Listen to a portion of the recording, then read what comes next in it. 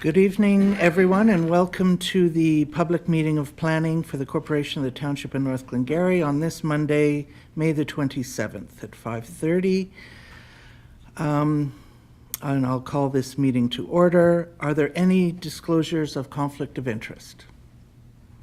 Seeing none, acceptance of the agenda. Are there any additions or deletions? No? Okay, Councillor Madden, please. Moved by myself. Seconded by Councillor Cadell that the Council of the Township of North Glengarry accepts the public meeting of planning agenda of Monday, May 27th, 2024. All in favor of the motion? Carried. Thank you. Are you trying to put me off my game? Just a little slow to react. Ratify the minutes. Councillor Manley, please. Thank you, Deputy Mayor. Brian, will you second this for me? Will you second this motion? Oh, yes. Okay. Moved by myself, seconded by Councillor Cadell, that the Council of the Township of North Glengarry accepts the minutes of the public meeting of planning Monday, April 8th, 2024. Are there any errors or omissions in the minutes? Seeing none, all in favor of the motion? Carried. Thank you.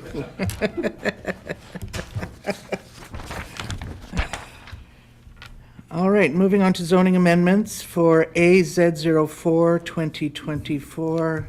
Go ahead, Jacob. Thank you, Ms. Deputy Mayor. So I just want to remind Council that with the three zoning bylaw amendments that I'm presenting this evening, we're just going to vote on them at the subsequent council meeting, so no voting this evening. First one, Z04 2024. The owner for this file is Monsieur Michel Desnoyers. The location for the property is 47 McDonald Boulevard here in Alexandria. The purpose for this application is to rezone the subject lands from R1 to R2 to permit the construction of a semi-detached dwelling on the lands. So the three other ones are actually reduction in setbacks. So as you will see, the lot is existing.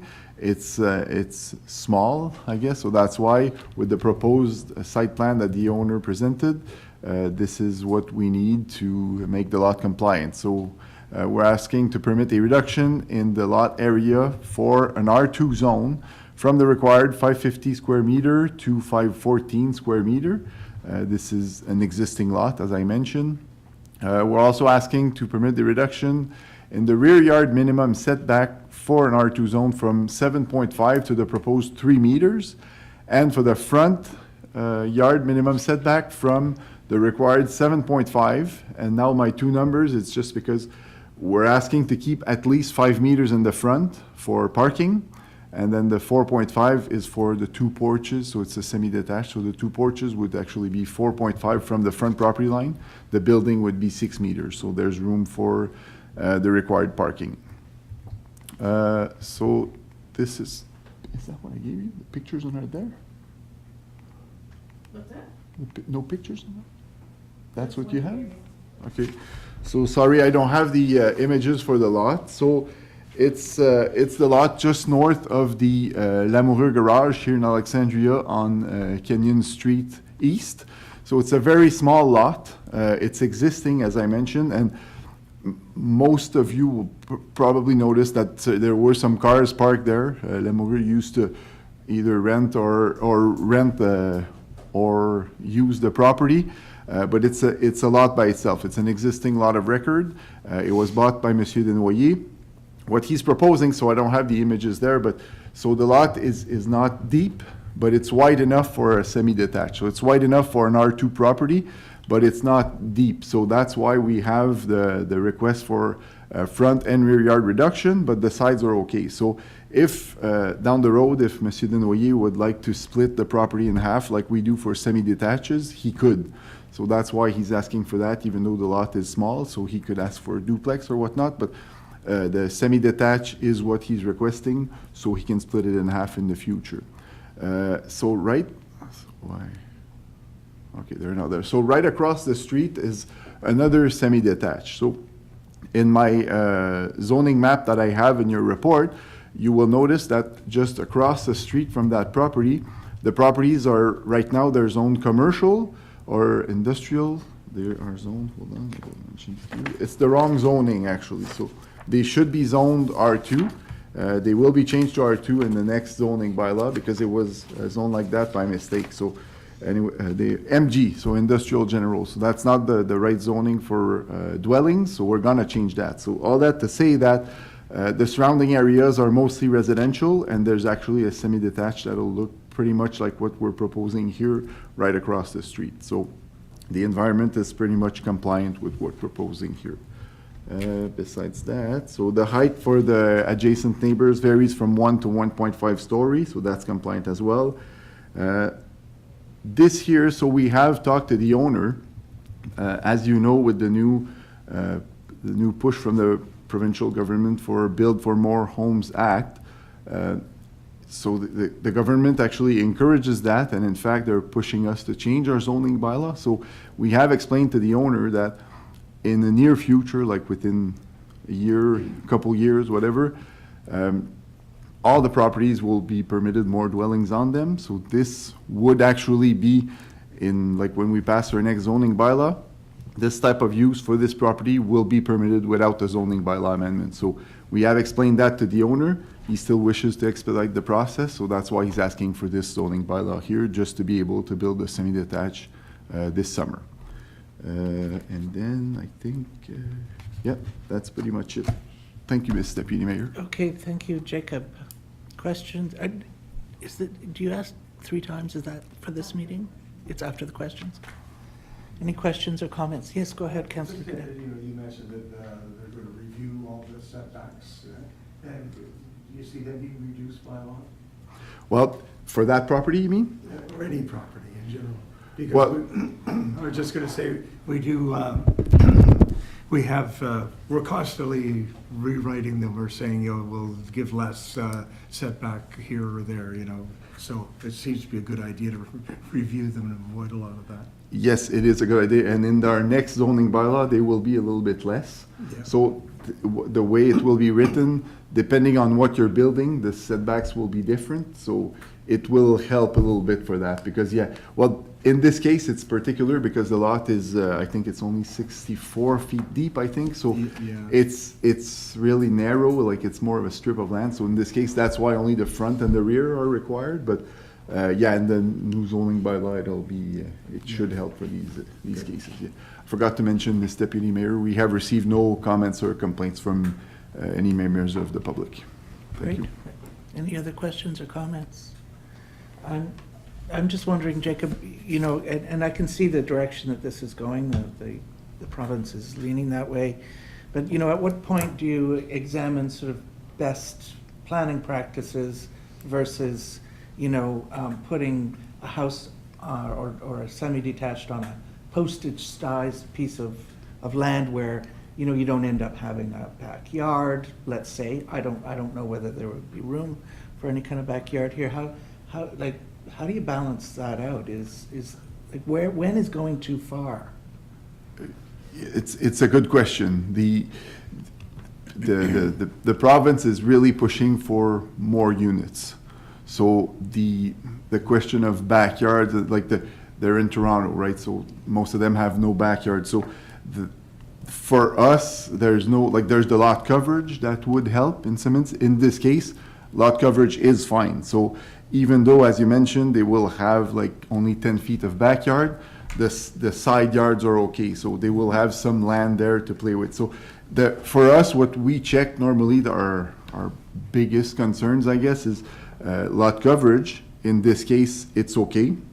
We also check like lot area and lot frontage to make sure it's wide enough. And so in this case, lot frontage is fine. So he could easily split it in half. Those things say that there's enough yard, I guess, to comply with the zoning bylaw for such a thing, like to rezone the property. So I agree with you, and like I mentioned with the new zoning bylaw, there, like the question of lot coverage will always be an issue for most, because even though you're allowed to have like whatever 2 or 3 dwellings on your property, you have room for the dwellings on the property is where the question becomes. So in this case, staff is in the opinion that it's okay because their lot coverage is fine, green space is fine, but yeah, in some instance we'll have to to review what type of yard we have after the development. Okay, thank you. If there's nothing else, I'll ask the clerk, please. Does anyone wish to speak in favor or against the application this evening? If you do, please come to the microphone and state your name. Second time, does anyone wish to speak in favor or against the application this evening? And a third and final time? Great, thank you, Sarah. Moving on to zoning amendment Z05 2024. Go ahead, Jacob. Thank you, Ms. Deputy Mayor. Okay, so the slides are not what I'm going to discuss here at all, so let's not follow the slides.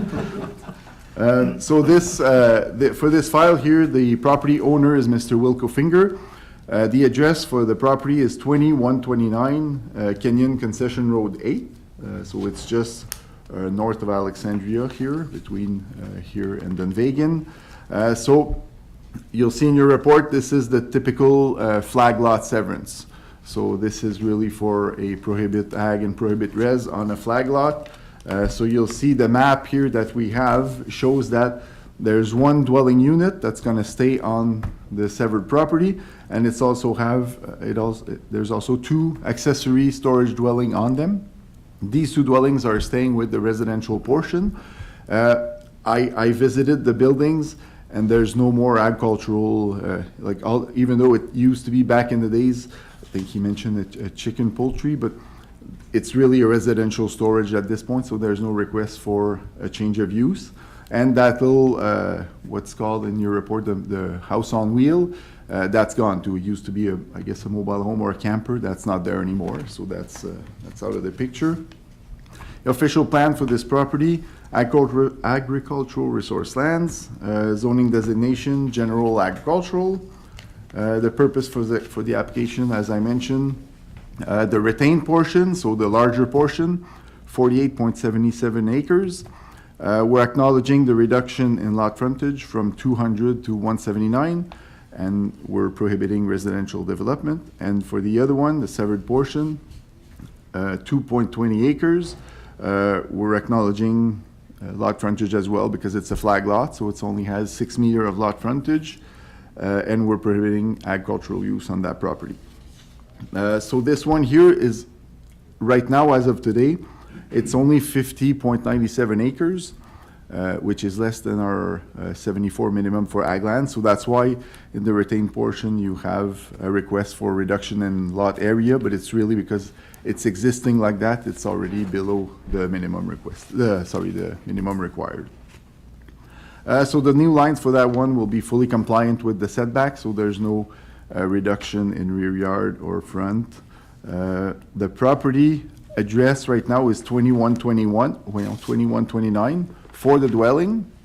It will remain like that for the existing driveway, but as you see in one of my pictures, the owner already applied for an entrance permit for the field. So there's going to be a new entrance for the agricultural portion. Right now there's only one, but he's building another one for the fields. And as it was mentioned at the last meeting by Councillor Massey, we're going to start suggesting for the applicants to apply for a new civic number. So in this case, it will be, he had applied before, but we'll ask for a new civic number. So that's going to be done as well. And there's the entrance that's being built. So that's perfect for this case. Yes, so for this one, I think, yep, that's it. Thank you, Mr. Deputy Mayor. Thank you very much. Comments or questions? Go ahead, Councillor Madden. Thank you. Just quick question, comments, no concerns, no issues? Sorry, I won't Figured I'd forget. bring No, that up. nothing. Well, we had the comment from Raisin Region just because Yes. there's a drain, but nothing else. Great. Anything else? No? Madam Clerk? Does anyone wish to speak in favor or against the application this evening? A second time, does anyone wish to speak in favor or against the application this evening? And a third and final time? Great, thank you. We'll move on to the final zoning amendment, Z06 2024. Thank you, Jacob. Thank you. So the applicant for that one, Monsieur Lucas Murray, the address 21750 McCormick Road. So it's just northwest of Glen Robertson. This one is another surplus dwelling for farming activity. This one is even simpler because everything is compliant. So this zoning bylaw is really just to rezone both properties. As you can see in the severance map that I have, the red and the blue, there's a little strip of land on the east side of the property that's being kept. I know we discussed that at a few meetings. That's being kept with the agricultural portion.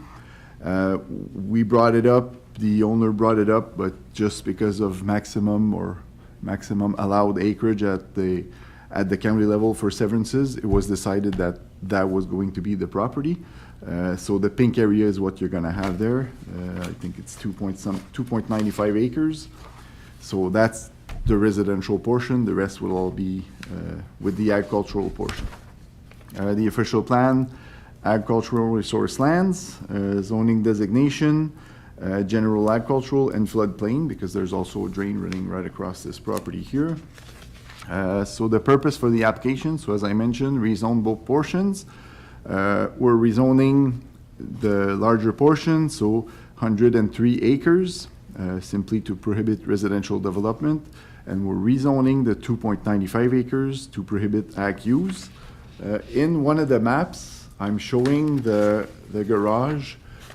It's pretty close to the west property line, so it's not drawn at the right place, really. So we made sure with the owner that there's at least 6 meters to the property line, so just to make sure it's compliant.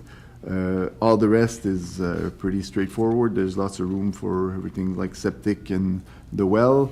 2.95 acre prohibit ag. In this case, you'll notice that there is the entrance is 21,750. They currently share the same driveway because it goes right through the property, right down into the field on the south end. So the owner will apply and will get a new driveway eventually to access the fields on the west side of this property there, and they will be able to assign a civic number for that one also. So in this case, as I mentioned, the garage is used for the residence, so it's remaining with the residential portion. No need for change of use. There's an old in one of the pictures. You'll notice that there's an old garage that's barely standing, and there's a shipping container. So we asked the owner to get rid of those two before we cleared the condition. So that's going to be gone, and that's it. Thank you, Mr. Deputy Mayor. Very good. Thank you, Jacob. Any questions, comments? Go ahead, Councillor Massey. Thank you. Jacob, when you mentioned the shed is on the west side, I see that the picture in blue, the square in blue doesn't match up with your fence line or something. Is that just the ordinary offset maps from the counties? Right. Okay, Exactly. so that's why the shed seems, That's why the shed is, yeah, Okay. exactly. The blue line that you see is supposed to be right on the fence line, exactly. Right. So Okay. move everything to the left, and that's where the lines are more. okay, can we not line these up eventually at the counties, or? Well, it's hard, and the answer we bring it up to sometimes, and the answer I get, it's because we're trying to put a square map on around Earth. So it's like, it's hard to shape everything correctly. Most of the time when we get surveys though, they have it too, and if it's really off, we ask Sabina at the county to rectify it, and she does, but for us, we know that it's more for information purposes, so, but, well, I could bring it up. What do you mean around there?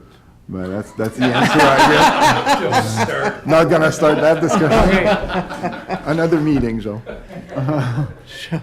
Are we going to have to go through this again? Oh, my goodness. Oh, my goodness, that's funny. Anybody else for comments? No? Please. Does anyone wish to speak in favor or against the application this evening? Second time, anyone wish to speak in favor or against the application this evening? And a third and final time. All right, we're good to go. No old business, new business, no notice of motion, so adjourn the meeting, please, Councillor Massey. Yeah, thank you, Mrs. Deputy Mayor. Moving myself, seconded by Councillor Madden, that there being no further business to discuss, the public meeting of planning was adjourned at 5:49. All in favor of the motion? Carried. Thank you very much. All right, so we've got 10 minutes until the council meeting starts.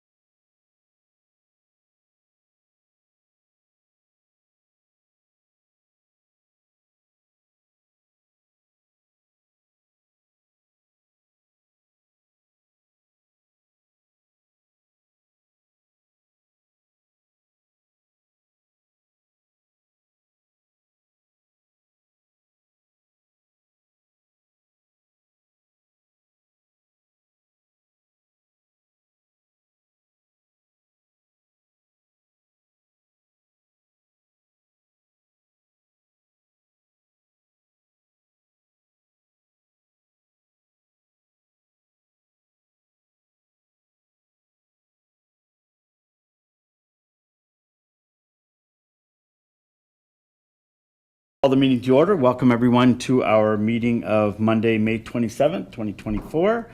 And I will ask everyone to please stand for the national anthem.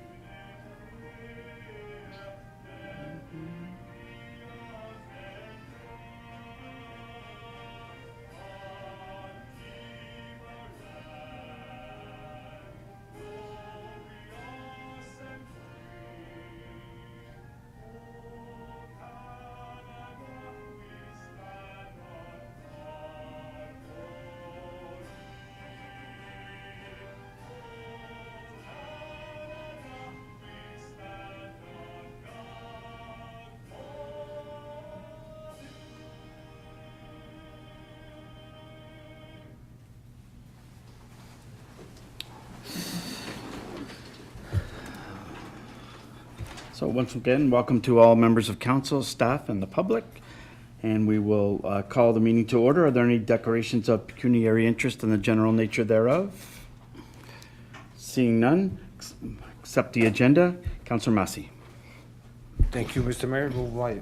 Moved by myself, seconded by Councillor Cadell, that the Council of the Township of North Glengarry accepts the agenda of the regular meeting of council on Monday, May 27th, 2024. Okay, thank you. Any discussion on the agenda? No additions? All those in favor? Motion is carried. None opposed. Okay, moving on to adoption of the previous minutes. Councillor Cadell. Thank you, Mr. Mayor. Moved by myself, seconded by Councillor Manley, that the minutes of the following meeting be adopted as circulated. Regular meeting of council, April 29th, 2024. Thank you. Any discussion on the minutes? All those in favor of the motion?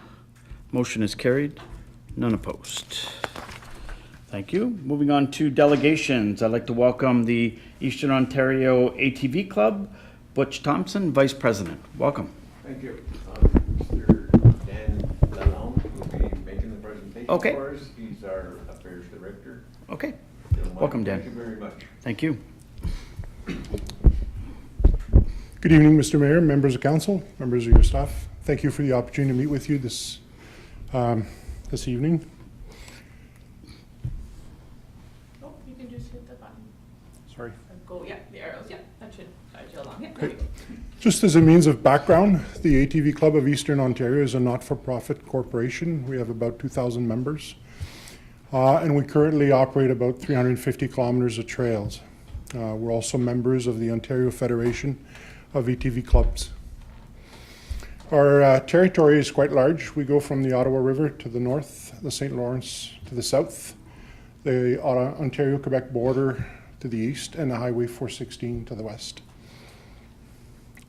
This gives you an illustration of the trail network that forms part of the Ontario Federation of ATV Clubs across the province. It's a growing sport. There's currently 23 clubs, and Eastern Ontario is the second largest club. This is an illustration of the current network that we have in operation. And the next slide is the proposed expansion. We're looking at creating a loop that's about 185 kilometers. It would link a variety of communities, L'Orignal, Hawkesbury, Rigaud, and then to the south, St. Eugene, Saint-Anne-de-Prescott, and back to Alexandria.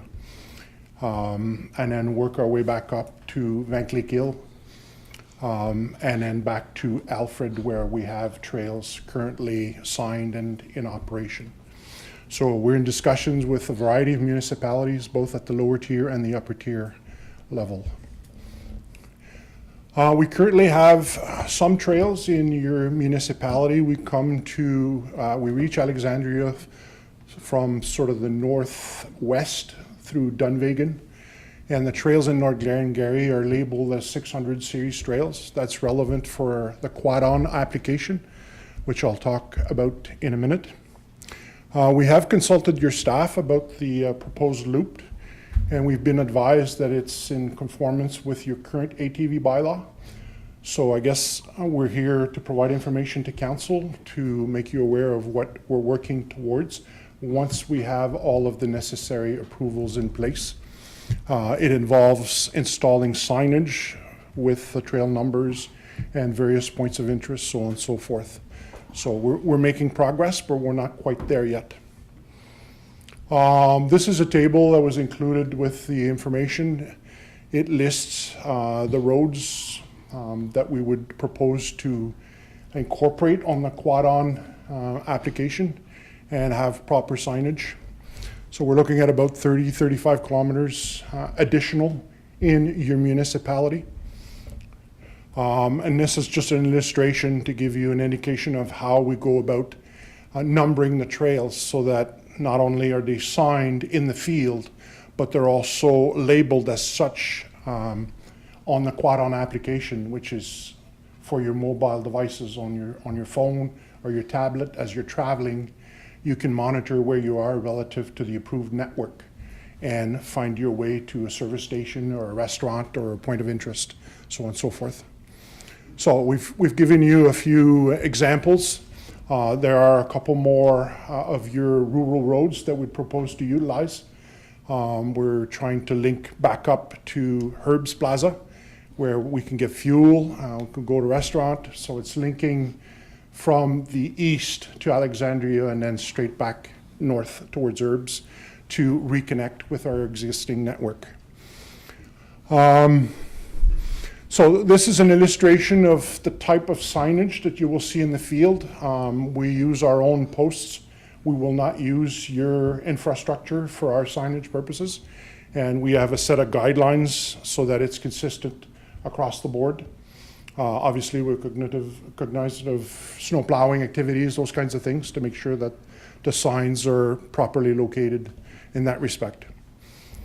A Quad-On application, it allows a better access to the approved network for people who are not familiar with the area. Then they can utilize their phone as they're traveling. You don't need cell service, you don't need Wi-Fi once the application is loaded on your mobile device. So it's a self-built system. And obviously we're able to note on the Quad-On the points of interest like the Carillon Dam or restaurants in Alexandria or Herb's Plaza for fuel, those kinds of things. There's a number of approvals. There's one more that we came to the realization. We need to seek approval from the county of Stormont, Dundas, Glengarry, because there are short sections that would utilize the county roads. We're familiar with their requirements, and that's something else that we need to address before we're in a position to mobilize the signage team and then load the information on Quad-On. So this gives you an indication of the various municipalities to your neighbors to the north. We have met with the nation. They have given us approval. I met with the town of Hawkesbury, and all we're seeking in Hawkesbury is a very, very short section on McGill to get to a fuel station, basically north of Stephanie's Restaurant. We're trying to get to Stephanie's Restaurants, but that's within Champlain Township. And if we can get there through Champlain's road network, then we are seeking an exception to Hawkesbury's bylaw, because their bylaw is prohibitive. There's no TV allowed within Hawkesbury at all, and we understand why. It's an urban community. But we have met with council, and the matter was deferred. They want to wait for the United Counties of Prescott Russell's approval. If the approval is granted to use Highway 34, then we will go back to the town of Hawkesbury and see if we can get an exception for a very short piece. It's not essential for the project, but it would be a bonus. So it gives you an indication of some of the things we're looking at. Obviously, refueling is important. Washroom facilities are also important for our riders. Those are the kinds of things that we take into consideration as we start to optimize the network. So at this point, I'll turn it over to you, Mr. Mayor, and I'd be happy to address any questions that you or members of council might have. Thank you. Okay, thank you very much. So you're looking for an approval from us? Is there a pre-written, or like what exactly does that entail? I'm not sure if we need approval per se. I will Okay. defer to your staff, Mr. Mayor, because we have consulted with your staff and we Okay. were advised that your ATV bylaw was permissive. Okay, And the fact that we already have trails within your municipality, it's simply an extension of an existing program. So if approval is granted, then it certainly provides greater certainty to what we're doing. And I would certainly appreciate that, but I leave that to you and your staff to determine whether approval is in fact required.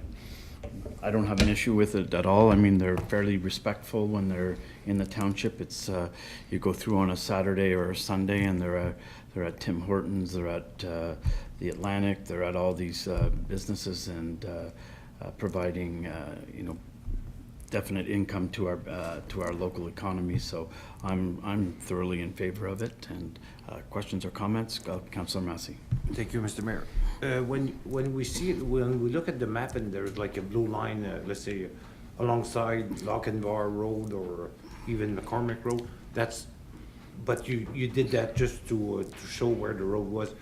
You're not gonna have a trail on the side of the road? No, it's on the actually road. using the roadway. Okay. Correct. We're not proposing to ride on the shoulders or in the ditch. Yeah. It will be within the same allowance as cars.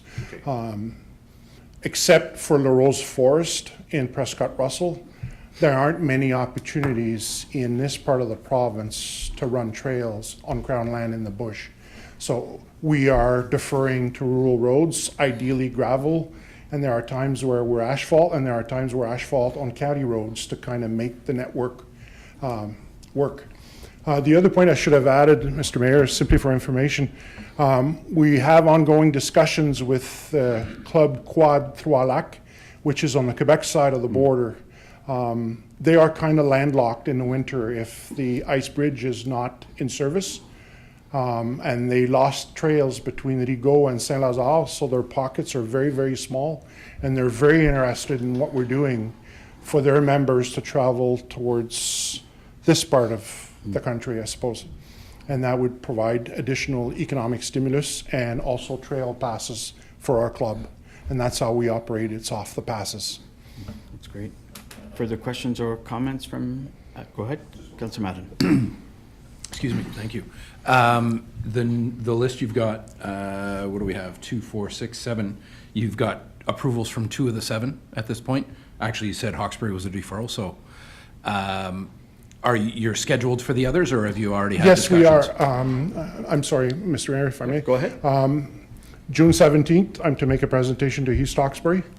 There's a bylaw coming forward at the county level on June 12th, and that opens the gate to the lower tier municipalities. East Hawkesbury and Champlain have been wanting to follow proper protocol. If the upper tier approves it, then the lower tier will give us an opportunity to meet with them. So June 12th, there's a bylaw at the county level. June 17th, I'm scheduled to go to East Hawkesbury. And Champlain is likely going to be June 27th. Our target is to complete the project by September 1st. Okay. It's an ambitious timeframe, but that's what we're working towards. And we're going to wait until all our I's are dotted and all our T's crossed. Because one thing we wanted to avoid is a perception that we were seeking approvals sequentially. We're trying to do it concurrently, but obviously it's not council meetings at the same time. We wanted to avoid a perception that we were sort of garnering support in areas that were more favorable than others. No, without the support of municipalities, our club can't operate. So we are working towards getting all of the approvals, and then we'll deploy Good. our signage team. Understood. One quick Yep, follow-up. follow-up, The go fact ahead. that you mentioned SD&G was one of the notes I had made for myself when I was reviewing. And presumably what you're planning here is dependent on approvals from the counties as well. Absolutely. Because those two little Because sections then of there's 34 make there's it work. bits that we can't make work. Yeah. Absolutely. Okay, good, thank you. Deputy Mayor? Thank you, Mr. Mayor. Well, you certainly appear well organized, that's for sure. I don't have any objection. Just 2 questions, if I may. I'm wondering how you use the roads. You gave us a good map there, and are all of the routes in North Glengarry on roadways, or are some of them on trails? No, I believe they are all on roadways. They're all on roadways. Yeah, for us to secure private approvals from specific landowners, it's very, very difficult because most farms are used for crops in the summer when our activity is in full swing. In the winter, it's slightly different. The Snowmobile Club has greater opportunity to secure lease agreements with private landowners. But for the ATV clubs in this part of the province, we're limited to the rural roads and the secondary roads. Okay, that's helpful. Thank you for that. And my next question is related to that. Jacob, you say our bylaw is open to that and is sufficient? Yeah, our bylaw and also like the SDG bylaw, they actually say that the ATV trails should be on the road and not on any other trails, and any like green road or an open road allowance should not be used for ATV trails unless you get an actual bylaw to do something with the road. So it falls exactly within our bylaw. Okay, thank you for that. And just then a question to you, Tim. Do you have any concerns over an added, ATV traffic on our roadways? Through you, Mr. Mayor, no, from a asset management standpoint, ATVs are much lighter, so we're only really concerned with the heavy loads. The bylaw is ATVs are permitted on a traveled portion of a highway within the jurisdiction, so as long as it's on the traveled portion and not going into our ditches and green roads and unopened road allowances, it's good for us. Thank you. When we passed this bylaw in, I believe, 2007, that was the largest public meeting we ever had in North Glengarry. The arena was full of people, so yeah. Doesn't look like anybody cares tonight, so it's good. So they're not coming here to take you guys down. Any further questions or comments? Seeing none, good luck with, and I'll probably see you at the county. Thank you, everyone. Thank you.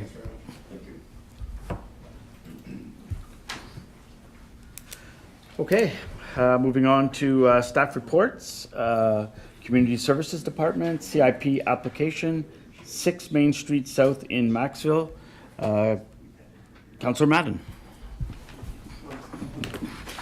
Thank you, Mr. Mayor. Moved by myself, seconded by Councillor Massey, that the Council of the Township of North Glengarry receive staff report CS 2024-18, CIP application, 6 Main Street South in Maxville, and that the Council of the Township of North Glengarry approves the Community Improvement Plan project for 6 Main Street South, Maxville, Ontario, as submitted by the property owners Cheryl and Ronald Latimer.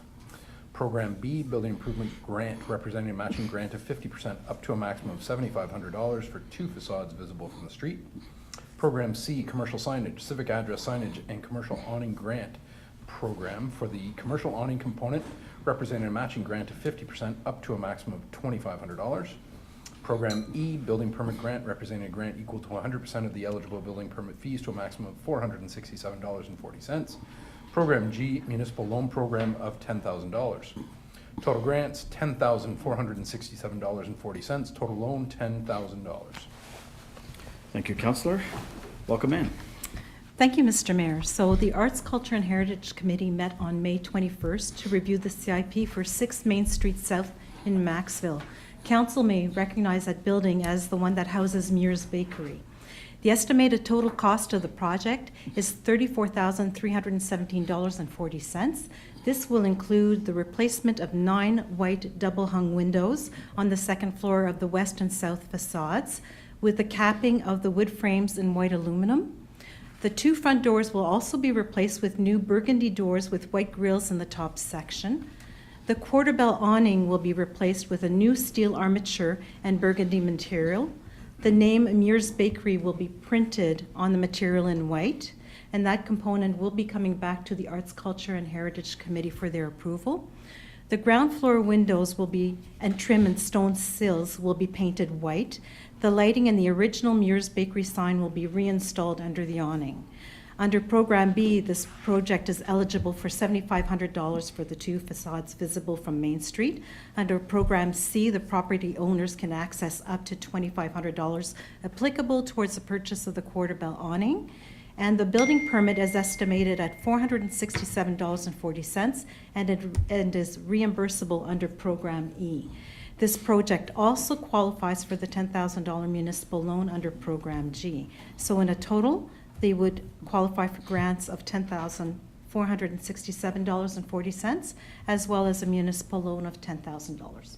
Thank you, Mr. Mayor. Okay, thank you. Questions or comments? Go ahead, Councillor Madden. Thank you, Mr. Mayor. Just one quick one, Ann. I noticed the painting of the stone sills, and the committee was good with this?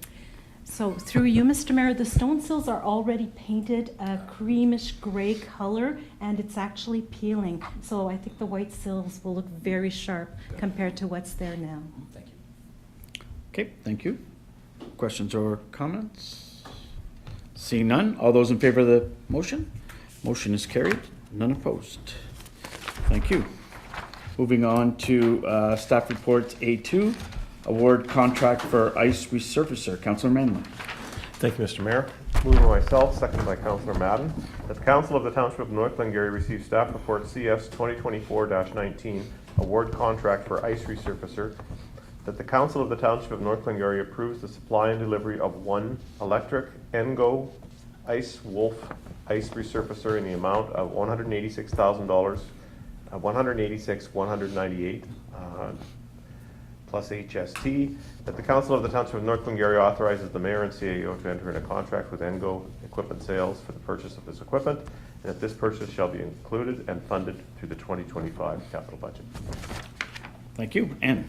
Thank you, Mr. Mayor. So council authorized a 2025 capital pre-purchase for the electric ice resurfacer and edger for the Maxville and District Sports Complex on March 25th. We issued the request for tender on March 26th, and it closed on April 26th. The pricing included the supply, delivery, and freight charges for the units. 3 bids were received from Engo, Zamboni, and Resurface. In all, we noted that the lowest price was Engo at $186,198. That amount is above the estimated amount in the original council report, which was $175,000. Due to that overage, we have decided to not request the purchase of the ice edger at this time and to postpone that to a future purchase. So if approved by council, we do expect to have the contract signed and the deposit issued in early June 2024 and to receive the unit in January 2025. Thank you, Mr. Mayor. Thank you, Ann. Questions or comments? Councillor Madden. Thank you, Mr. Mayor. Just to remind everybody, we have one of these in Alexandria. Everybody's been happy with it. There have been no issues that we know of. So through you, Mr. Mayor, there have been a couple of little issues that were electronic, and we were able to resolve them very quickly. We had great service, and we also went out and test drove another model of ice resurfacer, another company's ice resurfacer, just to see if this one was the correct one for us. And after having done that, staff came back to us and confirmed that they would be really pleased to have the same model in Maxville. First of all, it would be for consistency between staff. So as you know, we have worked through our collective agreement the opportunity to have staff from the GSP go over to Maxville and vice versa. So they would be working on the same type of machine. So that is an advantage. And also for health and safety concerns, this machine has some novel technology which allows the blade to slide out instead of workers having to go under and handle the blade. So those were all features that the staff was really pleased to see had been continued by Engo. So they are also pleased with the price point. Perfect. Thank you. Okay, thank you. Go ahead. Yep. The first thing I did when I saw this and the thing was to YouTube the Engo ice resurfacer machine, and I like the blade replacement. Mm-hmm. They don't even really have to physically touch it, and it's quick and easy, and it looked like it's in use all over the place. Like it's a European company. It is, as most of them are, as a matter of fact, except for Zamboni, they are made in the States. But we know that Ottawa just recently purchased 3 units also. They came to us to see our NGO machine and to test drive it. And Castleman was also considering a new ice resurfacer. They've come to see the NGO also. Okay, great. Any further questions or comments? Seeing none, all those in favor of the motion? Against? No, I would be opposed. Opposed, that's what I meant. Okay, thank you. Motion is carried. There is 1 opposed. Okay, moving on to the, thank you, Ann. Moving on to the Treasury Department, levying bylaw for municipal drain maintenance. Councillor Madden. Thank you, Mr. Mayor. Moved by myself, seconded by Councillor Cadell, that the Council of the Township of North Glengarry receives report DR 2024-02, levying bylaw for municipal drain maintenance, and that bylaw 2024 be read a first, second, and third time, and enacted in open council this 27th day of May 2024. Thank you, Councillor. Welcome, Zoe. Thank you, Mr. Mayor. Maintenance on 8 municipal drains was completed in 2023. The total cost of maintenance to be levied is $47,186. Of that, $31,603 will be charged to landowners. The remaining amount is paid by the relevant authorities. The Township of North Glengarry applies for the farm grant on behalf of landowners and bills net of this cost. All properties with an assessment under $5 will not receive a charge. Staff will send notices to landowners in advance of the property bills to advise landowners of the coming charges and provide additional information on municipal drains and assessments. Okay. Questions or comments? Councillor Madden. Thank you, Mr. Mayor. Zoe, thank you. I just wanted to make sure I was understanding it properly. The amount in the table from OMAFRA, that's the grant that was applied for on behalf of landowners, so that's what we got. And that 31 is residual after? Through you, Mr. Mayor. We apply for the grant through OMAFRA. It doesn't mean we will receive it. However, we still bill our landowners net of the total grant amount. So the $31,000 that you see is net of the 1/3 farm grant. Perfect, thank you. Go ahead, Councillor Manley. Thank you, Mr. Mayor. Just wondering, Zoe, do we know, like, are we talking large amounts here? Like, what would be the largest amount that a property owner would have to pay for this? Through you, Mr. Mayor. The largest assessment per roll number, because it does go based on roll number, not by owner, I believe is roughly $1,000, possibly $1,500, but that would be quite high for this year's maintenance. It's typically much lower, though. Okay. Any further questions? Seeing none, all those in favor of the motion? The motion is carried. None opposed. Number 2, request for minor improvement on R.A. McLennan Drain, Real Diot Branch, and appointment of an engineer. Councillor Cadell. Thank you, Mr. Mayor. Moved by myself, seconded by Councillor Madden, that the Council of the Township of North Glengarry receives report DR 2024-03, request for a minor improvement on the R.A. McLennan Drain, Real Diot Branch, and appointment of an engineer. And that the Council of the Township of North Glengarry accept the request of a minor improvement on the R.A. McLennan Drain, Real Diot Branch, and that Shade Group be appointed as the drainage engineer for this project. Thank you.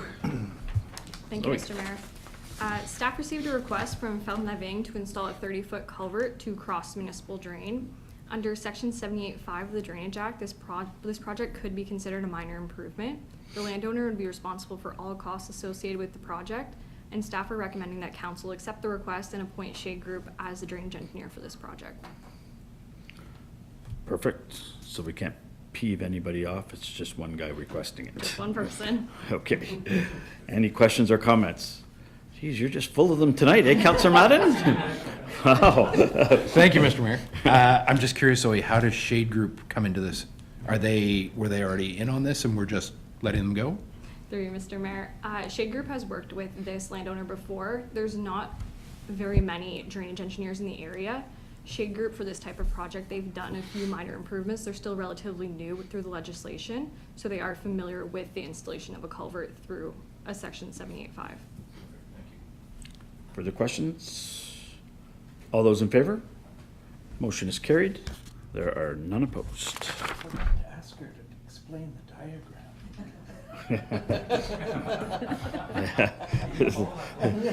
I don't know when you're doing that.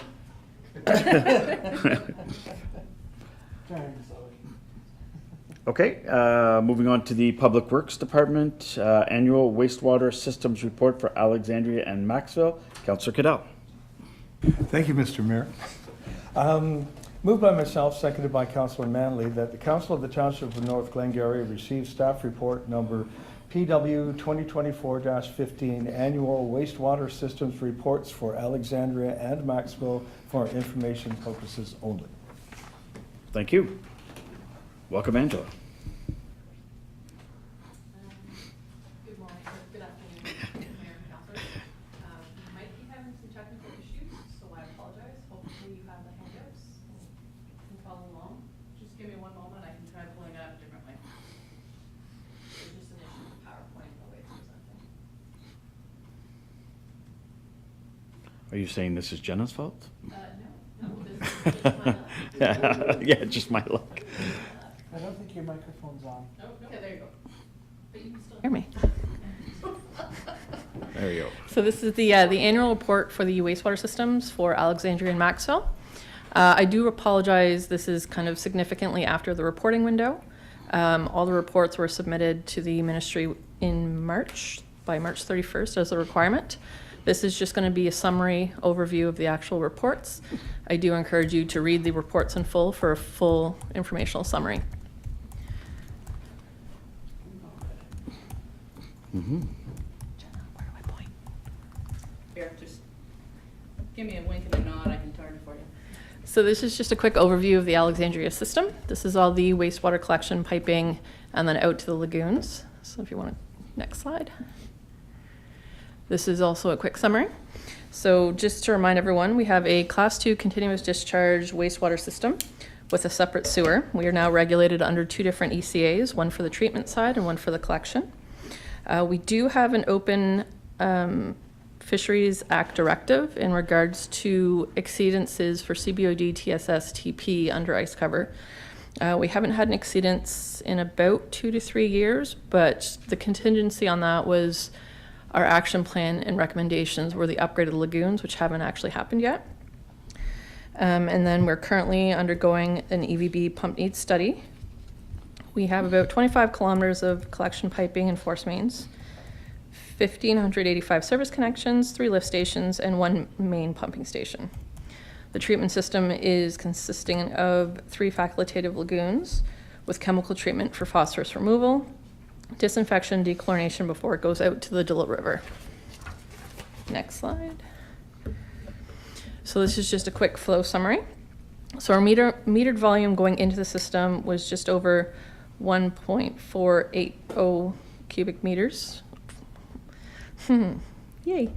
We do have, this includes flows from the RV dumping station, which is operated seasonally from May 15th to October 15th. There was no leachate from the Alexandria leachate during this time. Our rated capacity is 3,237 cubic meters per day. We're currently at about 125% of our rated capacity. So you can see the maximum and average flow throughout 2023. You'll notice that the significant flows tend to occur during the spring peak flows with snowmelt, as well as after significant rainfalls. We had 4 overflow events where we discharged direct to the environment. They were all at designed overflow points, and only one was caused by mechanical failure, which coincided with a spring peak flow. The treated wastewater volume was 1.5 million cubic meters. There was no issues with the noted flow during this time, no treatment bypasses or overflows at the lagoon system themselves. Next slide. As for our sampling in Alexandria, all of our results were within the provincial and federal annual compliance limits. All quarterly samples were completed and there was no adverse observed. And this also includes acute lethality as well as other various components. There was an annual monitoring well, which was put in 2006. So that sampling has been consistent throughout.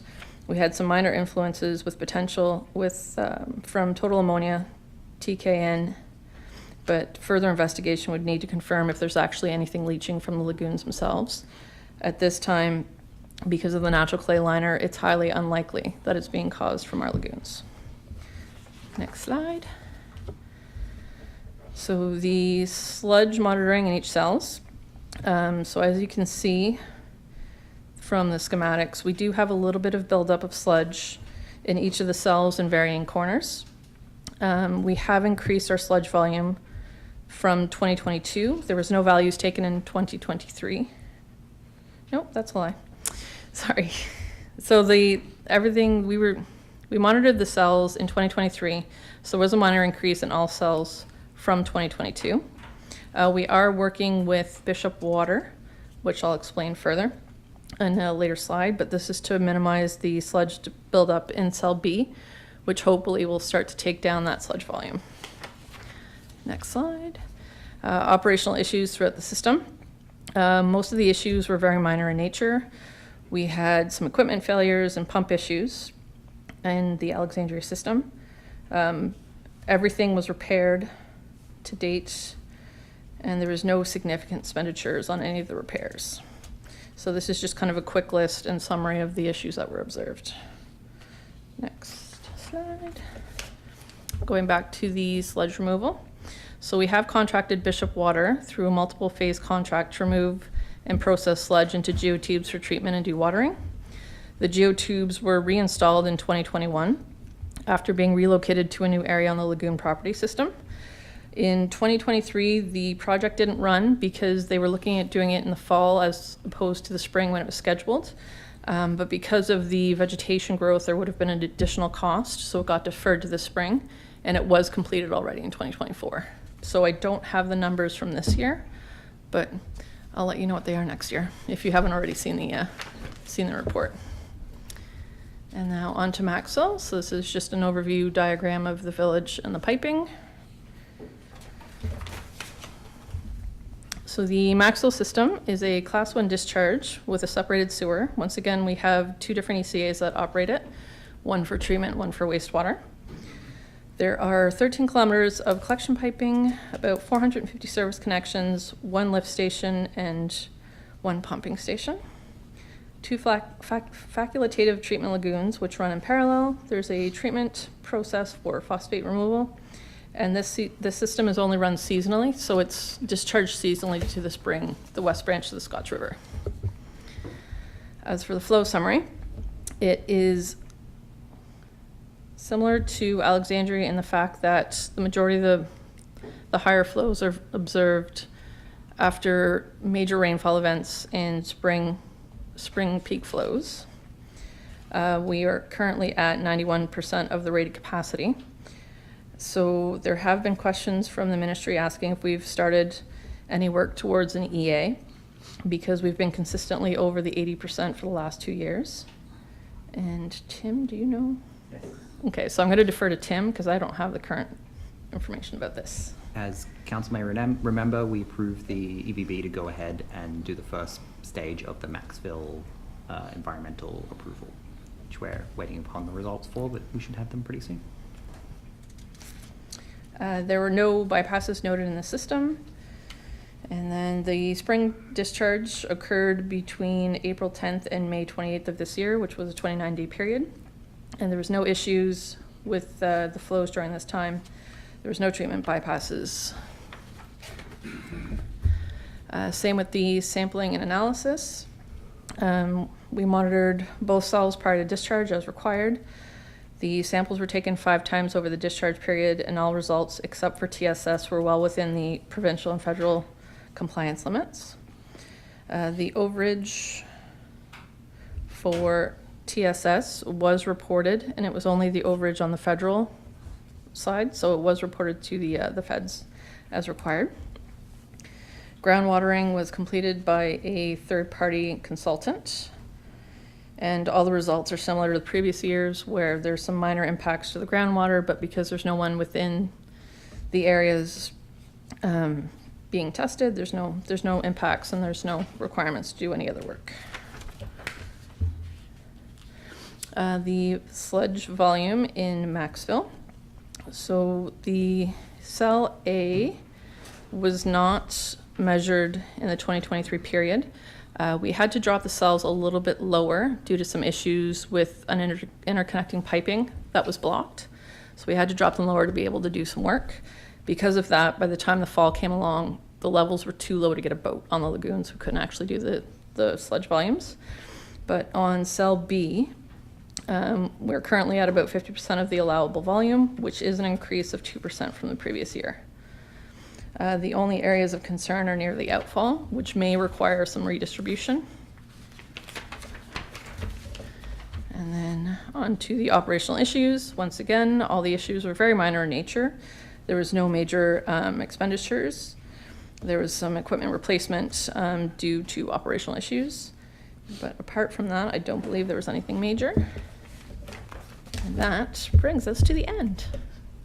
Great, thank you, Angela. Questions, comments? Questions, Michael Madden. Angela, I have two. Same question for both systems. Yeah. Easy now. And it was just about the influent versus treated effluent. So on Maxville, it looks like the treated effluent was about 45% higher than influent, and in Alexandria, it was only about 4%, which is pretty insignificant. But I was just curious, like, are we thinking precipitation, or are we thinking infiltration? I'm thinking in the most cases it's going to be precipitation, especially during those major events where we've got those really heavy rainfall events in very short periods of time. Because they're open cells, there's nothing to prevent the water from going into it. So. Good. I was a little shocked by the 45 in Maxville. That's surprising to me. Okay, thank you. Okay, Deputy Mayor Williams. Thank you, Mr. Mayor. Thanks for the report. I can see that our capacity issues are real, and that it's a good thing we're working on that, because I know that for sure it's stifling growth in Maxville, there's no question, and I think it's just a question of time before it stifles growth in Alexandria. So to that end, my question is for Tim. Tim, can you please remind us of what the timeline is? You said that EVB is working on some things, and when you expect we can have both Maxville and Alexandria resolved. Through you, Mr. Mayor. So my last correspondence with EVB was actually this morning. So they should have us the final for Alexandria next week and Maxville shortly afterwards. And that essentially gives us the decision-making power to go ahead with an amendment, which then they take a year to get approved by the ministry. So whichever. Okay. Can you just run us through the timeline to the point of resolution? Oh, to building a new, it depends on what solution they actually give us. So we're hoping for, there's a best case and a worst case scenario. The worst case scenario is you need to build a whole new treatment plant, which isn't going to happen. It'll be somewhere in between that. The best case scenario is that we can just change the conditions of the ECA that we have at the moment, and basically it's just a year, and then we make operational changes, which gives us more capacity. Different systems both have a different kind of solution. Alexandria, there's obviously construction that needs to happen. We have approved drawings for a very large system, which because of funding issues doesn't really seem like is going to get built the way it is. So we've got options there to decrease the size of it to 20 years of capacity instead of 50 years with the options for expanding. So yeah, we should get that we approved that from EVB late last year. So they've been working on that for us, and I've already seen the draft for some of them. So it's coming along, and they're working on some final figures and diagrams, and we should have some meetings after that and then figure out if we want to submit or depending on which system. Alexandria, we may decide just to keep on going with what we've got. Maxville, we definitely need to make a decision of, and hopefully the EVB report will be very clear on which way it is to go. So, and then the ministry takes a year, and depending what construction is actually required, the construction can start after that.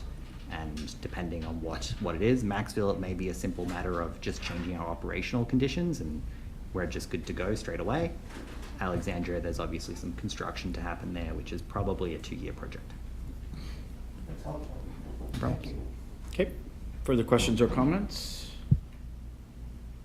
Thank you, Angela. All those in favor of the motion? The motion is carried. None opposed. And we are moving on to the increase to the 2024 CCTV sewer budget. Councillor Mann. Thank you, Mr. Mayor. Moved by myself, seconded by Councillor Madden, that the Council of the Township of North Glengarry receives report PW 2024-21, increase to the 2024 CCTV sewer budget, and that the Council of the Township of North Glengarry increase the budget for sewer, CCTV, and flushing for 2024 to $110,000. Thank you. Welcome, Tim. Thank you, Mr. Mayor. So it's been a good year for competition. As we've brought this up a few times in my previous reports where we've been approving budgets. And so the CCTV, as you're aware, the CCTV pricing came in very low. We budgeted at $90,000 for this year, and we were budgeting another $90,000 for next year to complete the CCTV in Flushing. We got such a good price that the entire portion that we'd planned for could be completed at $54,000. So the contractor agreed to do the rest of the system for the same price, which would take us to $110,000. So we're looking to increase the budget from 90 to 110 and get 2 years worth of work done in one, which would mean we're essentially what we had planned to be $180,000 worth of work would end up being $110,000. So it's a $70,000 savings from 2 years. Okay, thank you. Councillor Madden? I have a comment. Go ahead. Thank you, Tim. Anytime you can save us 70 grand, I'm in. That's it. You just had to say something. Yeah. Anybody else have a question or comment? Seeing none, all those in favor? Motion is carried. None opposed. Thanks, Tim. And items under the consent agenda. Councillor Madden. Thank you, Mr. Mayor. Moved by myself, seconded by Councillor Manley, that the Council of the Township of North Glengarry receives the items from the consent agenda for information purposes only. Thank you, and I just want to congratulate the RRCA on your new manager. I think it was a fabulous choice, and I think she'll be there for a while, and good job. No, go ahead. Yeah, we lucked out on Mrs. McDonald. Yeah, we lucked out. Very enthusiastic person, and she's going to do a lot of good. Just want to make a shout out to past President Richard Pilon. He mentioned 2 weeks ago we had a retirement party, and he mentioned when he started, and at Cooper's March it was only about 50 feet of boardwalk there, and I don't know if anybody went to Cooper's March last year's. It's huge, and a lot of protected area for conservation authority, and then all the different, so shout out to Richard, job well done, and thank you for your work. Okay, thank you. All those in favor of the motion? Motion is carried, none opposed. And under new business, Accessibility Week. Moved by myself, seconded by Deputy Mayor Williams. Whereas the Accessibility for Ontarians with Disabilities Act 2005 AODA identifies standards that must be followed to ensure all organizations are accessible, and that whereas the province of Ontario has set the goal of being fully accessible by 2025, whereas National Accessibility Week celebrates the contributions of Canadians with disabilities and recognizes the work being undertaken to remove barriers to accessibility and inclusion, and whereas removing barriers to inclusion where persons with disabilities can participate in all aspects of society, including accessing employment, resources, and services, benefits all of society. And whereas the Township of North Glengarry is committed to providing inclusive environments that are accessible and welcoming to staff, residents, and visitors. Now therefore, the Council of the Township of North Glengarry hereby complains May 26th to June 1st, 2024 as Accessibility Week in the Township of North Glengarry. Questions or comments? All those in favor? Motion is carried, none opposed. Okay, and notice of motion, our next regular meeting, public meeting of council is Monday, June 24th? Oh, AMCTO, okay. And question period. Angela, anything? No, I think you're doing a great job. Okay. Wow. Yeah, that's, oh. Stepping up to the mic. I mean, I may as well ask. Councillor Madden, question period? Okay. So we have closed session. I'll ask Councillor Cadell to move the motion to move proceed in closed session. You don't have it? So I have a motion moved by Councillor Cadell, seconded by Councillor Manley, proceed in closed session as this matter deals with personal matters about an identifiable individual, including municipal or local board employees. They may be discussed in closed session under sections 239(2)B of the Ontario Municipal Act. All those in favor? Motion is carried, and we will take a 2-minute break to, and for whoever has to leave. Yeah.